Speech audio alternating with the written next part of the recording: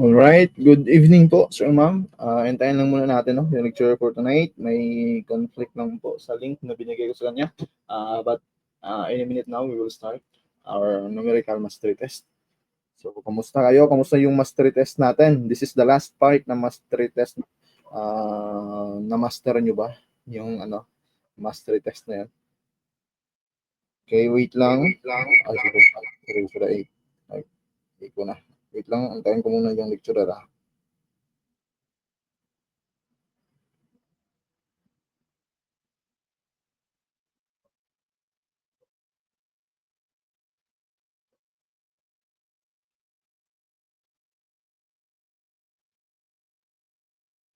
Yes, kumusta kayo?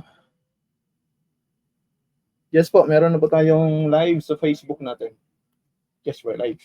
1 minute pass.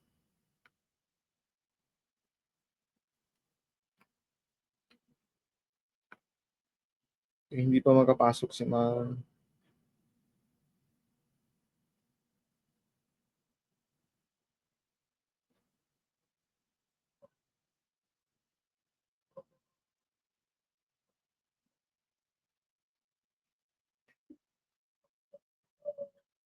Yun, ayos lang ba yung buhay-buhay natin? Carlos Yulo, kamusta yung 15 million?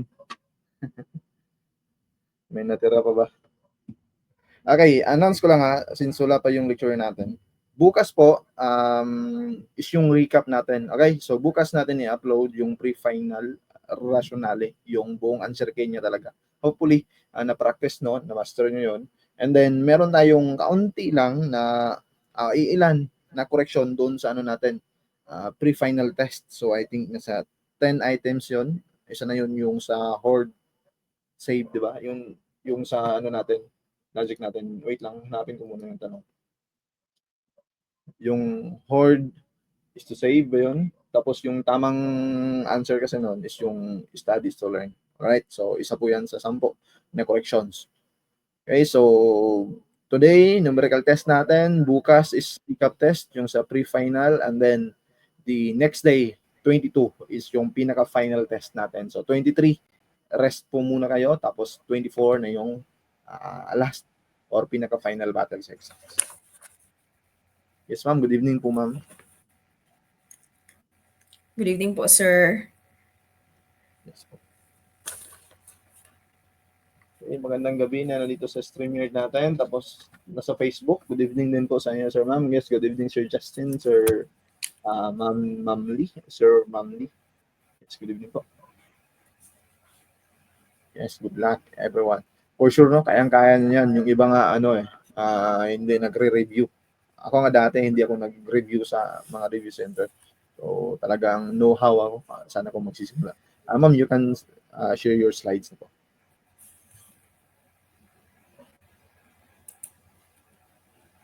Sir, kasama po ba bukas send? Yes po, sir. I-send po natin bukas yung 150 items answer key.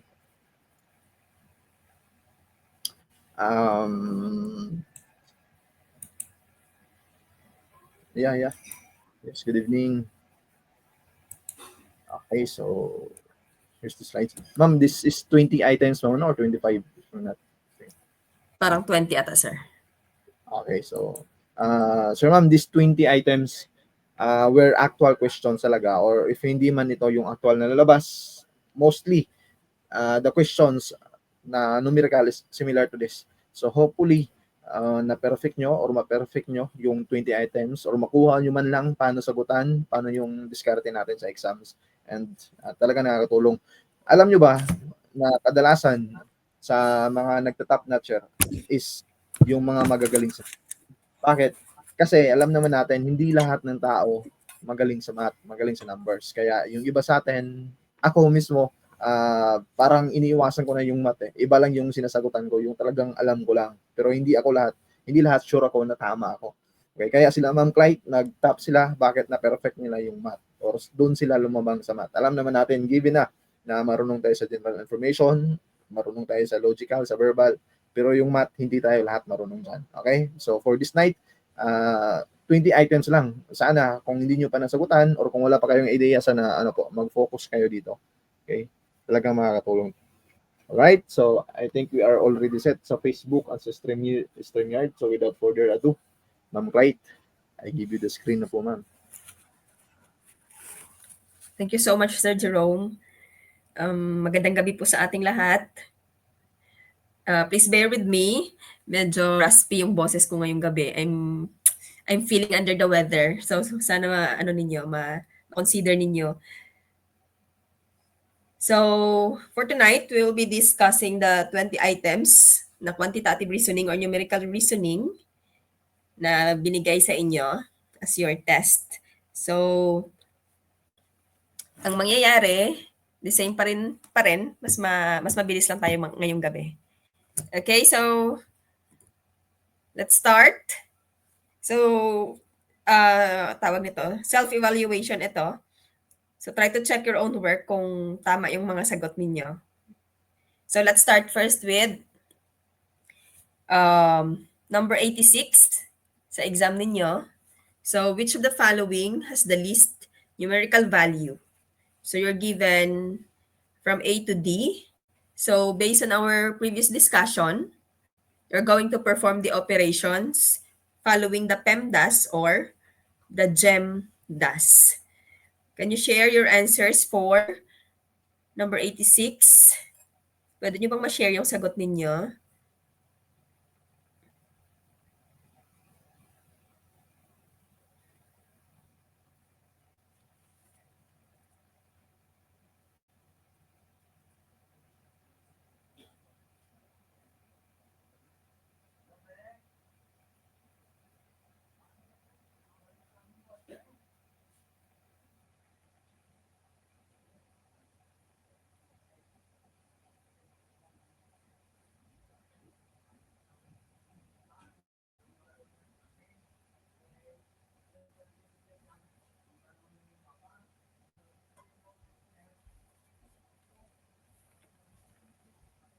Okay, so what I mean is idiretso ko na lang siguro yung mga sagot. Discuss na natin. Okay? The question is least. Let's take note of the question. Which has the least value? So, ibig sabihin, when you perform the operation, yung may pinakamababang sagot, yun po yung answer. So, let's say, the first answer you provided is letter D. So, let's try in letter D. This is equal to 3 times 6, then plus 4. 3 times 6 is 18, plus 4, this is 22. Then, for number 86, they answered letter A. So, for letter A, hindi po ito 6 plus 3 times 4 na unahin natin si 6 plus 3. So, GEMDAS pa rin po yung susundin natin. So, mauna muna si 3 times 4. And 3 times 4 is 12 plus 6. This is 18. So, hindi po sagot si letter D. Mas mababa po si letter A. If we have letter B, this is 3 times 6 is 18 plus 4. This is still 22. Then for letter C, 4 times 6, that's 24, plus 3, that's 27.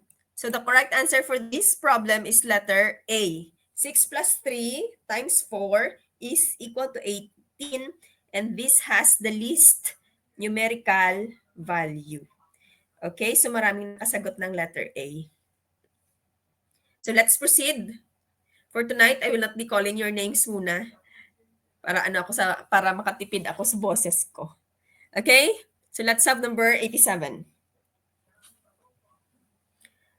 A long-sleeved polo is priced at 600. If a man is given 15% discount, how much would be his change for his 600? Okay, this question, pwede natin ma-apply si PRB. Yung mangyayari dito is parang ang daming sinabi sa problem, pinaulit-ulit yung 600. But that is our principal amount natin siya, or that is our original amount. So when we solve, This is our percentage, the rate in the problem, and our 600 is our base. We are asked for the change ng kanyang sukli. So, if you're going to solve using the PRB, we are asked of the discount.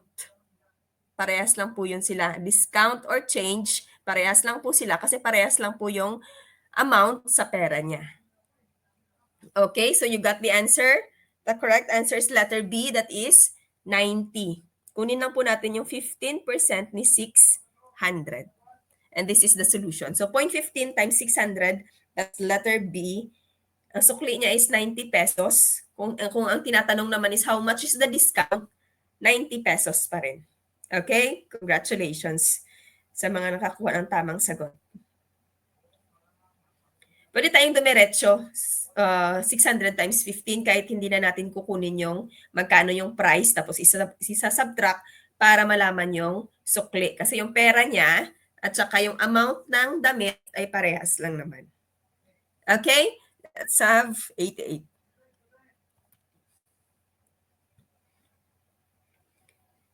So a basket contains X number of ripe mangoes. If 9 mangoes are to be added to 5 times the number of mangoes in the basket, the result is 69. So how many mangoes are there in the basket originally?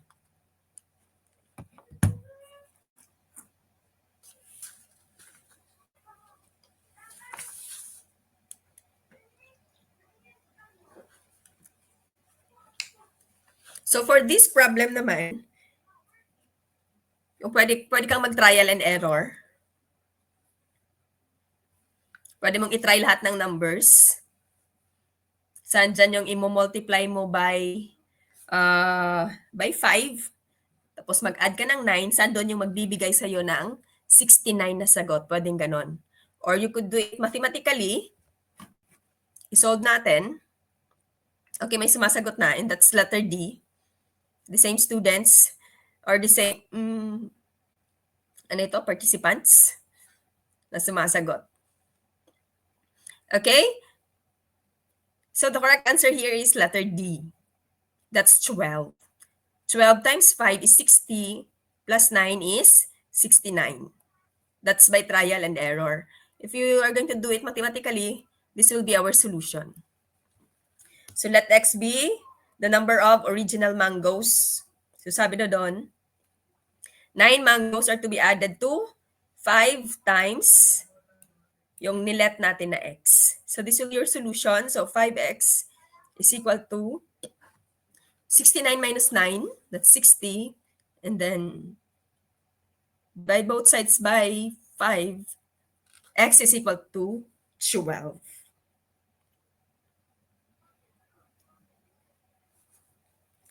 Okay, let's have number 89.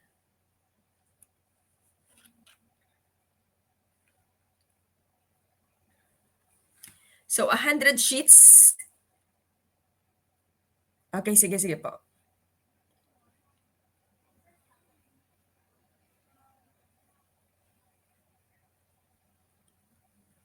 Okay, so 100 sheets of 24 by 36 glossy paper for magazine cover is priced at 1,200.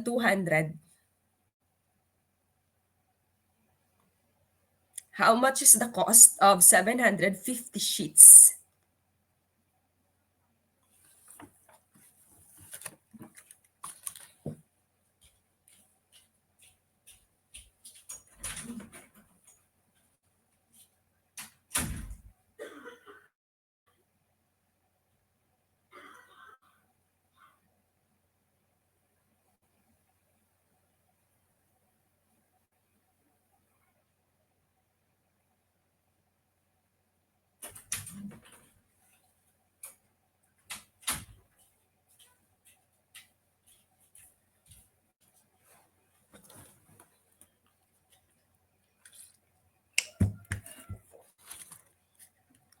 Okay, for number 89, the solution for this first is to get the price of each yung paper, magkano ba ang isa?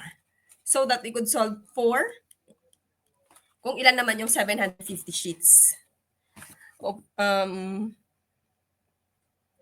Medyo ano po,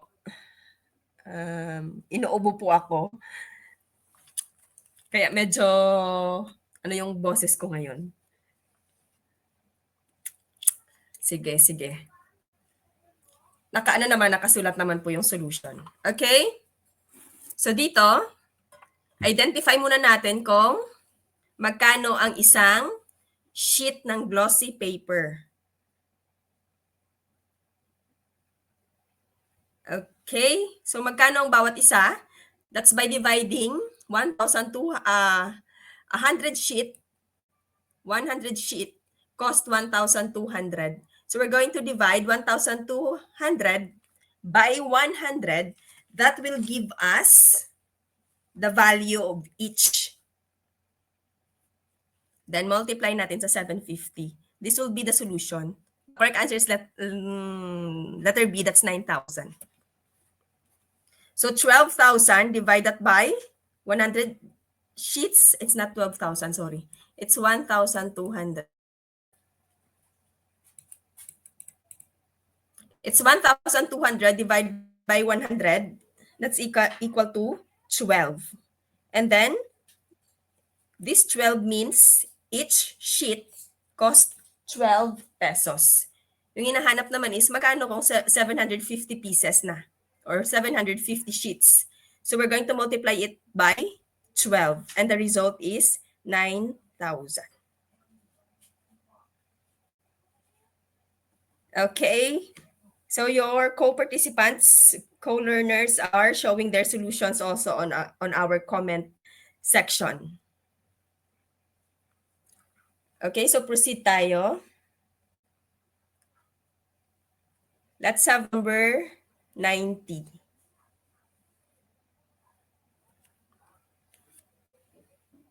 So if 9 yards is equal to 27 feet, how many yards are there in 216 feet?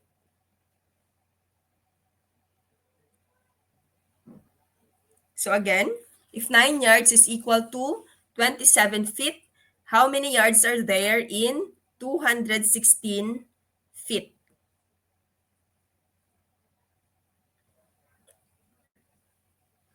So for 90, mabilis si Sir Troy sumagot. Okay, for number 90, the correct answer is letter C.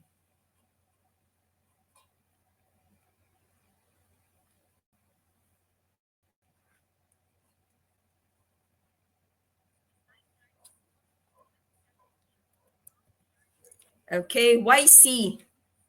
So, tingnan muna natin kung anong equivalent ng yard sa feet. So, 1 yard is equal to 3 feet.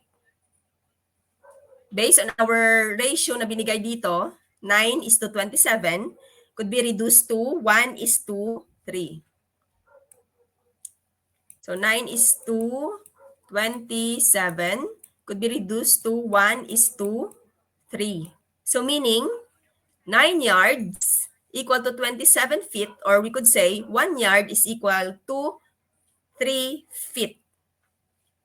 So then, we just simply divide 216 divided by 3.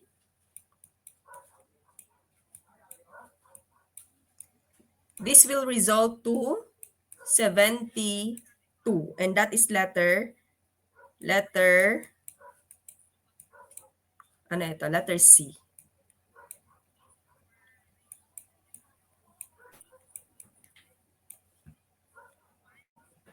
Okay, pwede rin pong cross multiplication. So, ibig sabihin, 72 yards is equal to 216 feet. And another problem in here, later, was given also as yards and feet. So this question will help you answer yung sa susunod na tanong.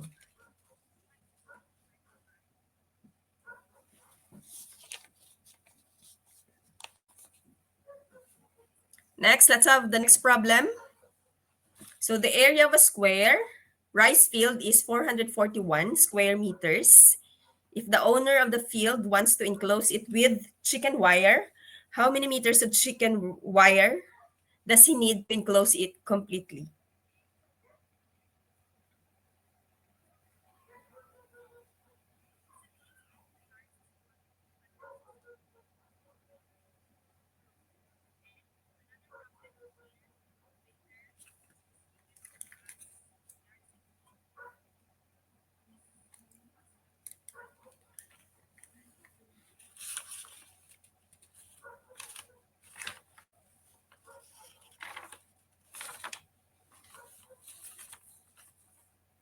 Okay, for number 91, kukunin lang muna natin yun kasi specific naman po yung binigay sa 91 that this is a square rice field and we're given the area. So hahanapin lang natin muna yung isang side. The area of the square is S squared. And then, hahanapin natin kung ang kanyang perimeter, that's 4 times S. Sige. The correct answer for number 91 is tama po kayo, that's letter A, and that is 84 meters. How? Ito po yung solution. The area of a square is S squared, or pwedeng sabihin, side times another side. So since parehas naman po yung sides ng squares or congruent or the same yung measurement, how do we solve for the side? We could solve it by extracting the square root. So the square root of S squared, so we cancel this out, and the square root of 441 is 21. S is equal to 21. Ito po, hindi po ito yung final answer natin. Kasi yung hinahanap po natin is the perimeter. So with that perimeter na hinahanap, the formula is 4 times S. Doon pa lang natin magagamit yung measurement ng side which is 21. So that becomes 21 times 4 is equal to 84. That's why the answer for 91 is 84 meters.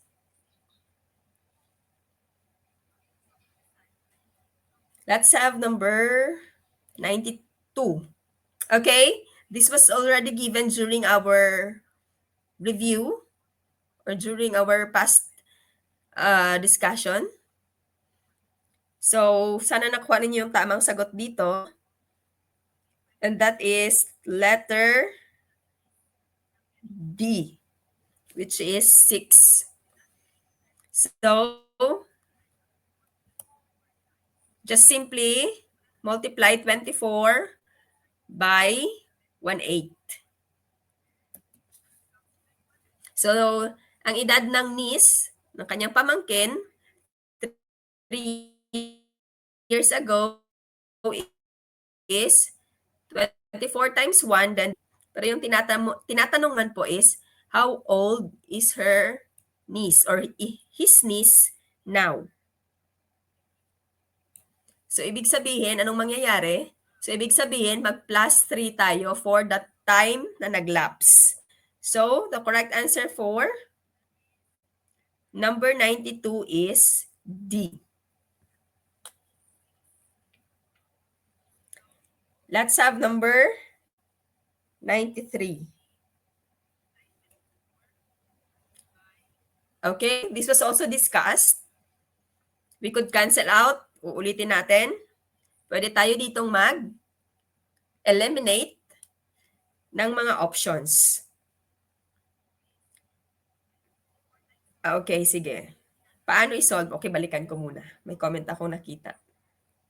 Okay, paano i-solve si 24 times 1/8 or 24 divide by 1/8? Hindi po siya divide. Hindi po siya divide. That's 24 times 1/8. Okay, 24 times 1/8. Based on our discussion, when we multiply fractions, multiply numerator to numerator and denominator to denominator. So this becomes 24 times 1 divided by 8. So 24 times 1 is 24 over 8. 24 divided by 8 is 3. Ganito po. Okay? So proceed na ako. Okay, so we could eliminate answers dito. Ano yung pwede nating i-eliminate? So sinabi sa problem, Pat is 20 years older than his son, James. In 2 years, Pat will be twice as old as James.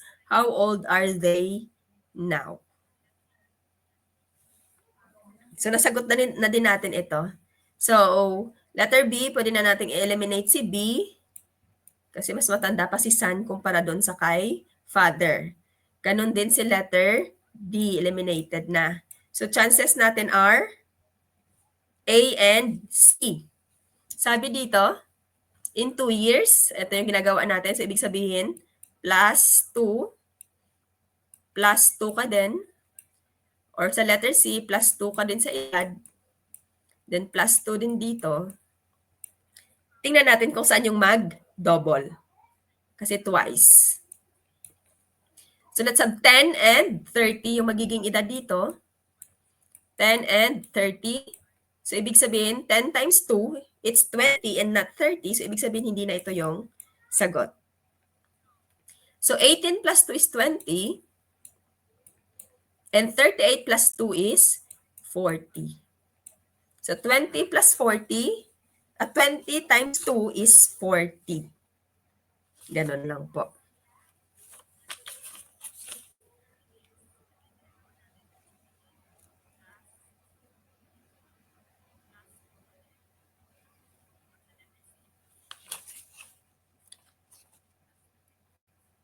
Okay, or if we do it mathematically, ito yung solution. The correct answer is letter A. Ito yung solution. Okay? Yan yung pwedeng gawin.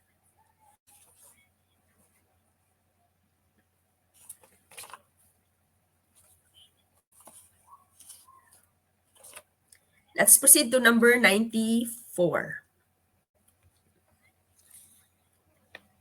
A roll of decorative abaca thread is 600 feet long. Express this length in yards. Okay, so may similar problem kanina. So alam na natin yung kanyang conversion factor. So masasagot na ninyo si 94.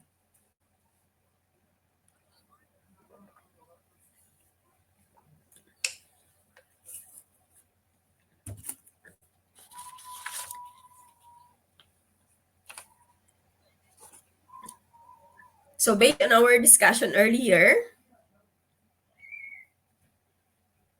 1 yard is equivalent to 3 feet. Now we are given 600 feet. So meaning, we are going to divide that by 3. So 600 divide by 3. The answer is, that's right, Sir Justin. That's letter C. Ma'am Krishna also answered letter C. So conversion factor natin is 1 yard is equal to 3 feet. So 600 feet divided by 3 feet is equal to 200 yards. Nakuha po ninyo yung tamang sagot.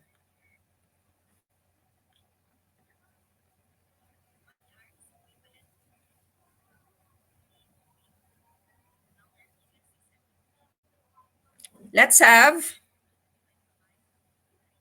number 95. I guess dito may typo, clerical error. So find the average speed of a PNR train traveling 120 kilometers in 6 hours. So dito, anong mangyayari dito? Distance, rate, and time. Para rin itong PRB. May katumbas din siya na PRB. So, pwedeng distance, rate, or ito yung iba, ginagamit is speed, and then time. So we are asked of the speed or the rate. So we simply divide the distance and the time. So the correct answer is letter B. Tama po kayo, letter B, Ma'am Krishna. That's 20 kilometer per hour or 20 kph. Divide lang natin. Solution, 120 divided by 6. The answer is 20 kilometer per hour.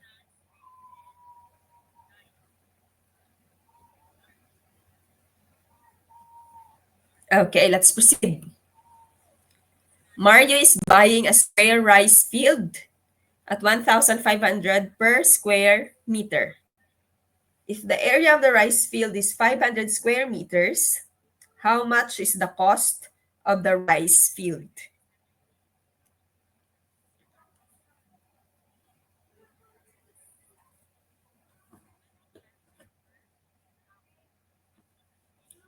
Okay, so yung gagawin naman natin for number 96 is simply multiply because we are asked only of the total amount of a 500 square meter rice field amounting to 1,500 per square meter.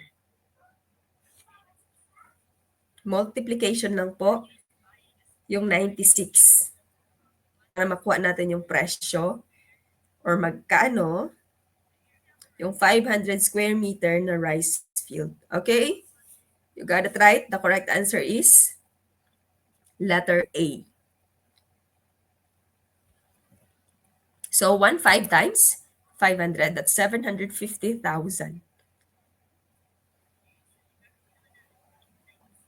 Let's have number 97. Okay, from the preceding problem, so based on problem number 96, the rice field, kasi binigay dun kanina that the rice field is a square, dito naman yun is rectangular. And its dimension is 25 by 40 meters. So how much would the rice field cost at 1,500 per square meter?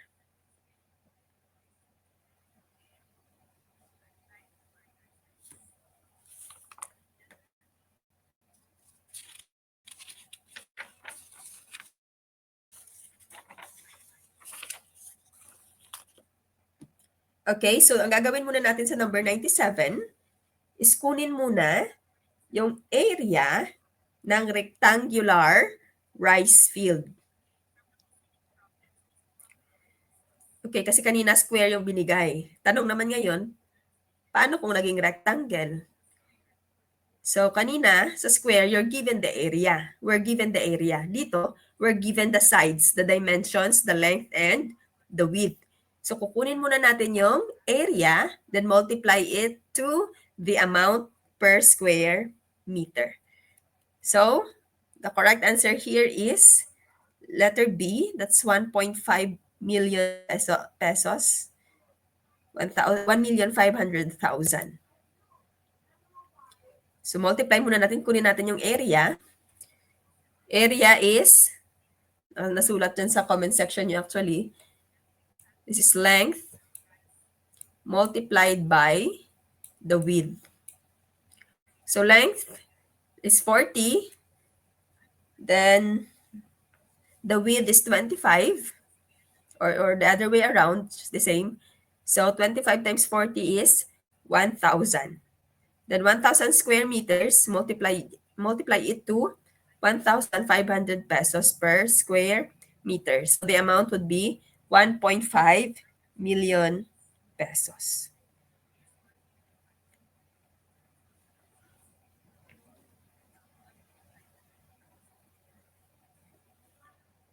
Next, number 98.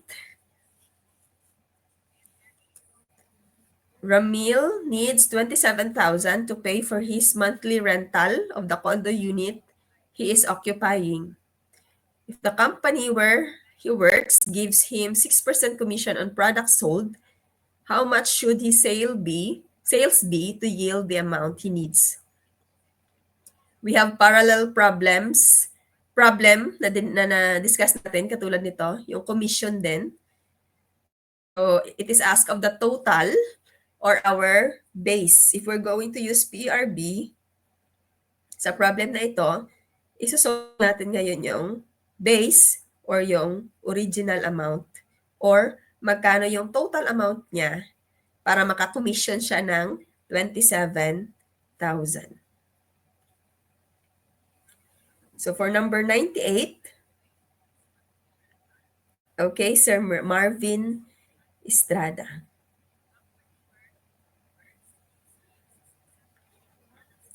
So we simply divide in here sa PRB natin. The correct answer is letter D. So we are asked to solve for the base. So base is equal to percentage over the rate. So this is our percentage, 27,000, and our rate is at 6%. So we are asked to solve for the amount, the whole amount, and that is our base. So B is equal to P over R. So 27,000 divided by 6% or 27,000 divided by 0.6. So the result is 450,000.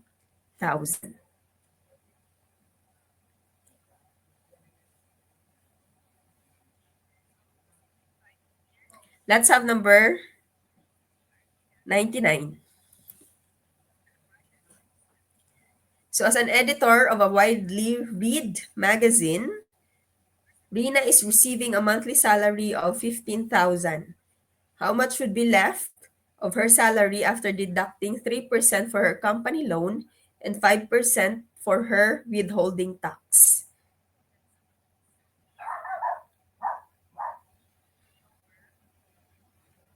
So for number 98, we are asked of the percentage. We are asked of magkano na lang yung matitira sa kanya after deducting 3% and 5%.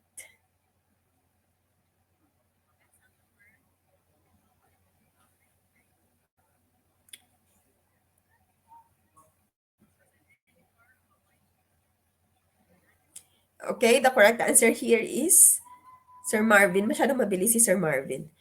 13,800 pesos. Okay, you could use yung total rate na 8%, then subtract it from that, from the base natin, or we will be using 92%.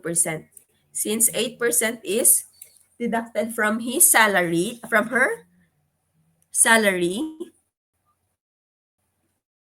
so meaning 92% na lang nun ang maiiwan sa kanyang sahod. So we have the correct answer here is letter C. That's 13,800. Correct po kayo. So sa PRB, so 92%, 15 yung ibabawas. Subtract it from 15,000. Sana wala nang magtatanong kung saan nakuha yung yung 92%. Okay? Baka sabihin, ma'am, wala man ang 92% sa problem. Okay? So sana understood kung saan nanggaling si 92.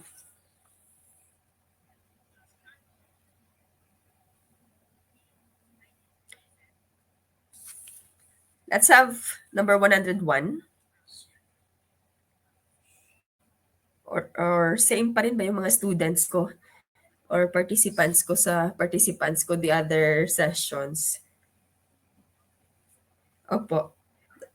If-send ko po kay Sir Jerome mamaya. Let's have number 100.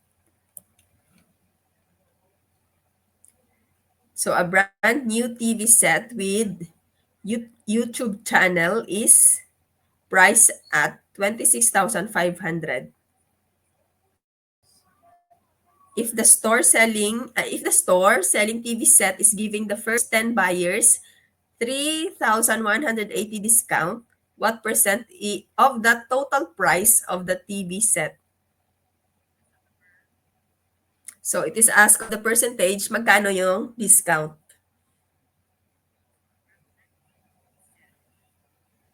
Nasa StreamYard si Sir Ruby J.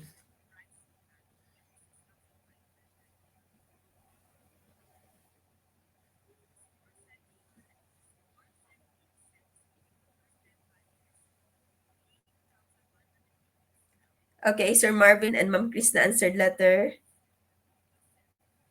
B.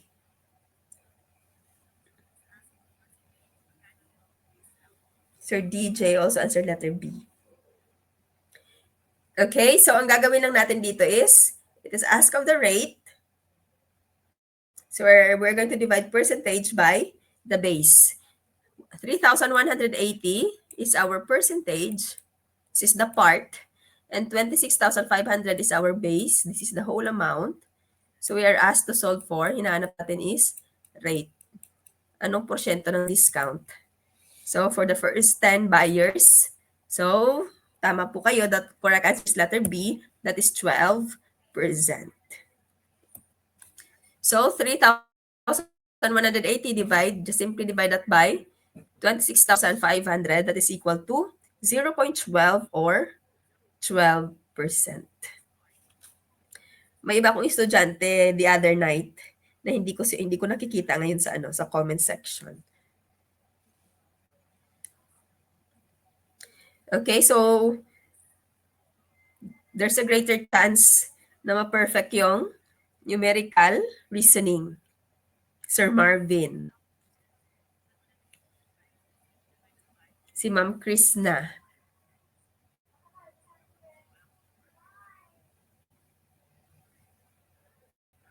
Next, let's have number 102. Okay, distance, speed, and time, or distance, rate, and time pa rin ito. So a car travels at a speed of 100 kilometers per hour for 4 hours. How far does it travel?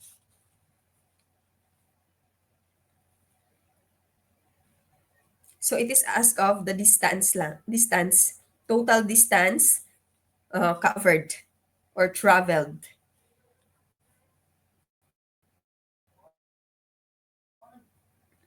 So just simply, that's right, just simply multiply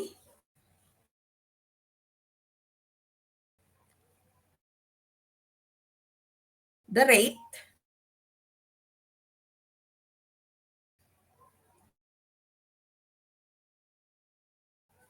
or driving for 100 kilometers per hour for 4 hours.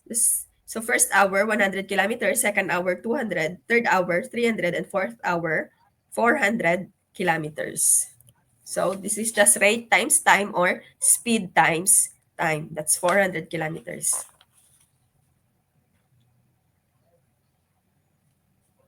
Nakikita ko na sina Sir Justin. Lumipat na dito siguro si Sir Ruby J, Sir Raymar, si Danan, Ma'am Krishna. Okay, let's proceed to 101. So, PO1 or yung new rank, Patrolman Kevin drove from police station at 80 kilometers per hour. Then another patrolman, John, left the police station 1 hour later and drove along the same road at 100 kilometers per hour. How far from police station did PO1 John or Patrolman John overtake Patrolman Kevin?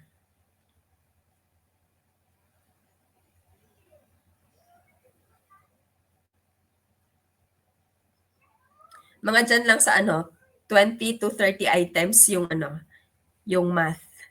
Pero there are times na pati yung logical reasoning nila may involvement din yung math.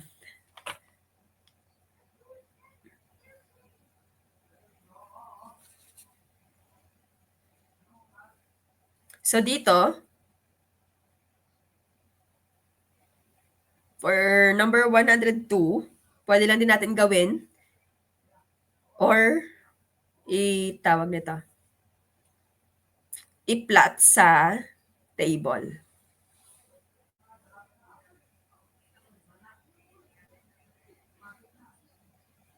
So the correct answer here is letter A.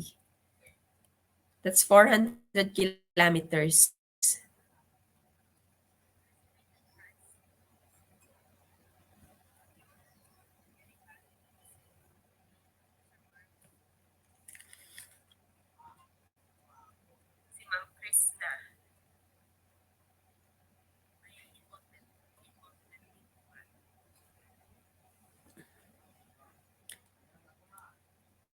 Okay, if you're going to plot it on the tables, so ito yung mangyayari. First hour, second hour, third, fourth, and fifth hour. So, hanapin mo lang, para multiples lang ito, hanapin mo lang kung saan sila magkaparehas or saan sila sasabay na.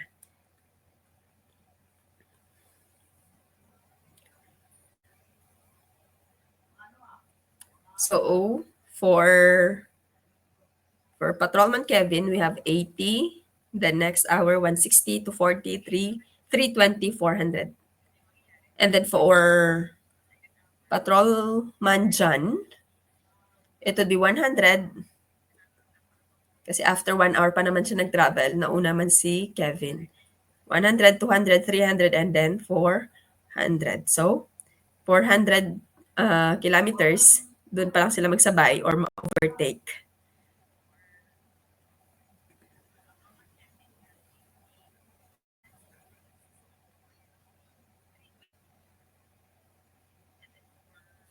Let's have 103.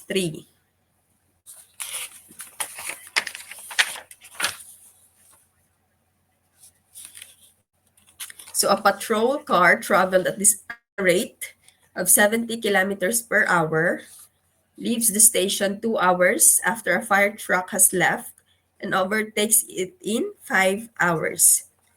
At what rate was the fire truck traveling?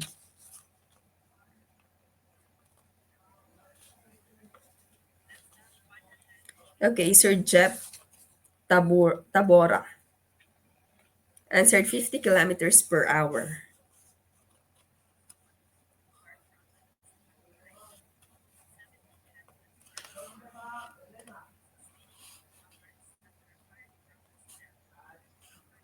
Okay, Ma'am Cheryl Lee also answered 50. 103, Sir Marvin, that's letter B. And that is correct. 50 kilometers per hour. So ano yung solution natin dito? We're going to solve first the distance traveled by the patrol car. That's 70 kilometers per hour for 5 hours. Ito po yung solution. So distance traveled by the patrol car is, so rate times time, that's 350 kilometers. Then yung tanong naman, ano naman yung speed or rate ni fire truck? So the time ng pag-travel ni fire truck is 7 hours kasi 2 hours after a fire truck has left. So ibig sabihin, magiging 7 hours na yung time. So with the same distance, 350 kilometers, we're going to divide that by 7 hours. So 350 divided 7, the result is 50 kilometers per hour.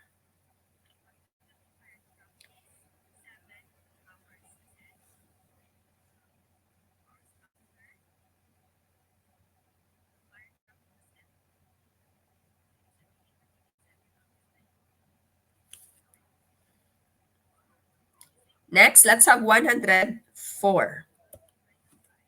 When my father was 31, I was 8. Now he is twice as old as me. How old I am now?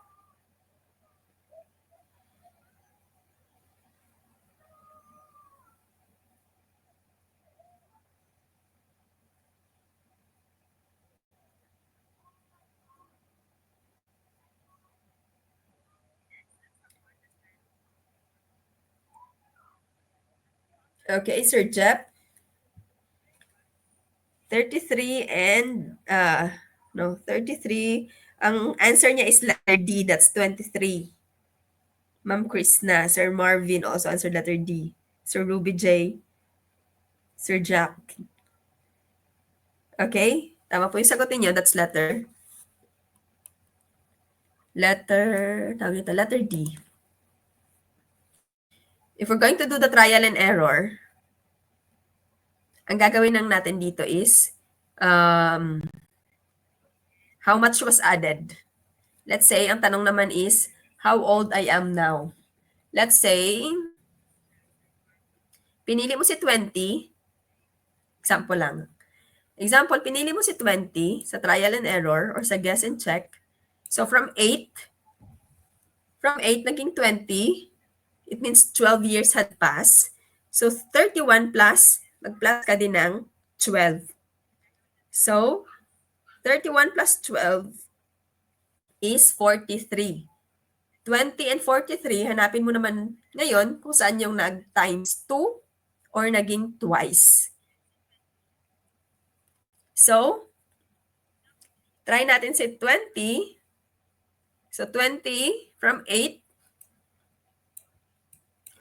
naging 20. So, we will add 12. So, from 31, mag-add ka din ng 12. This is 43. Then, hanapin mo kung sino yung nag-times 2, sila yung magiging tama. So, let's try 23.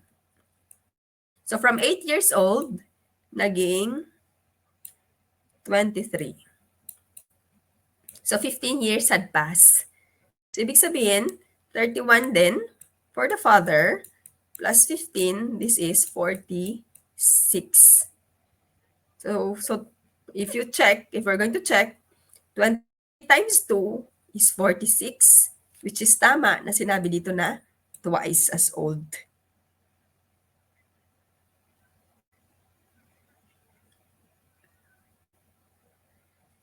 Okay? If you're going using table, that would be the solution. So, father is 31, and yung edad ng bata is 8. Their current age would be 31 plus x and 8 plus x. Same year, saan doon yung mag-times 2 or ma-double. So, double natin yung edad ni anak. So, 2 times 8 plus x is equal to 31 plus x. So, we're going to perform the operation. X is equal to 15 years. Meaning, ito yung time na nag-lapse. So, 15 years. So, ang edad niya ngayon is, edad ng anak is 8 plus 15. So, this is,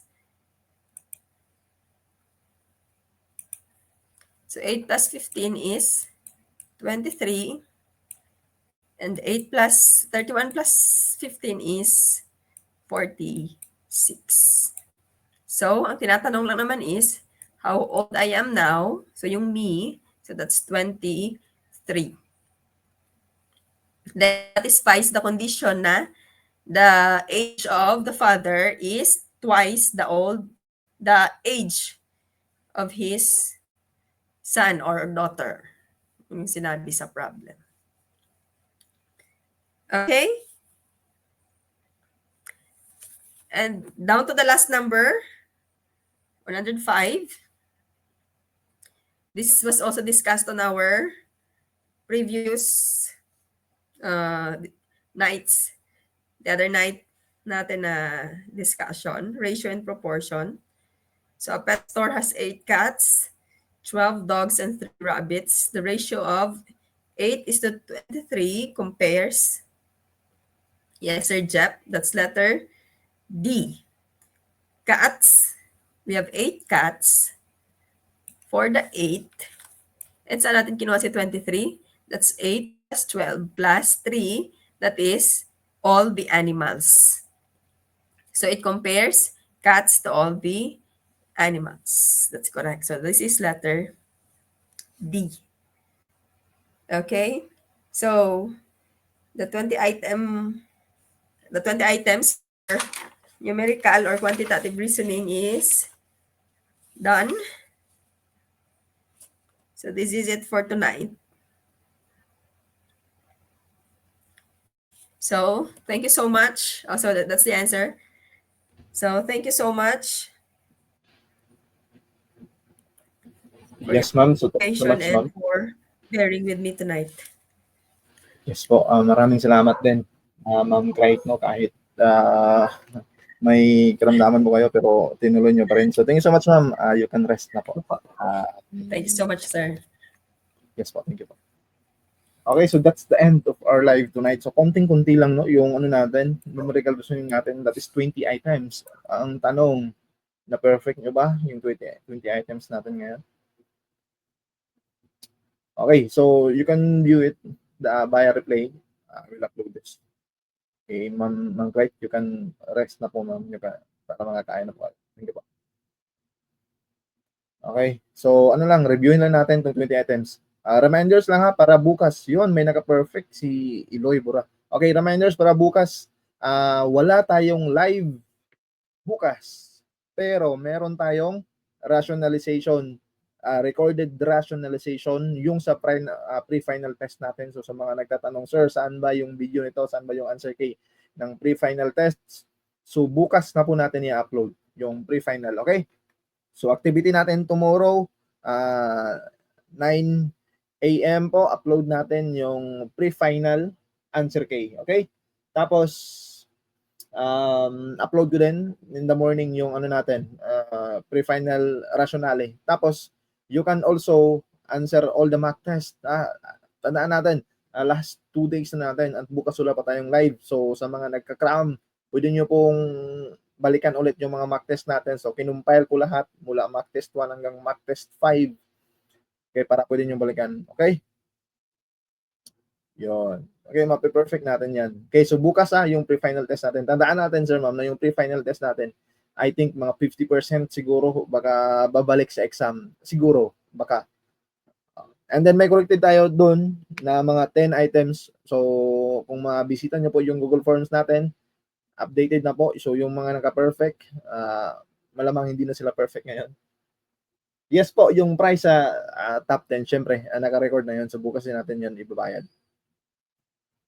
Yes po, yan po yung 150 items yung na-upload natin noong November 16. Okay? So, good night. Yes, good night. Ano na lang po, recap na lang po tayo ha sa ano natin. Recorded video natin. Okay. Sige. Okay, sa ano natin, sa final test, sa final live natin sa 23, we will be giving you tips and technique. Ano ba yung diskarte natin, lalong-lalo na sa math, sa logic, at sa verbal.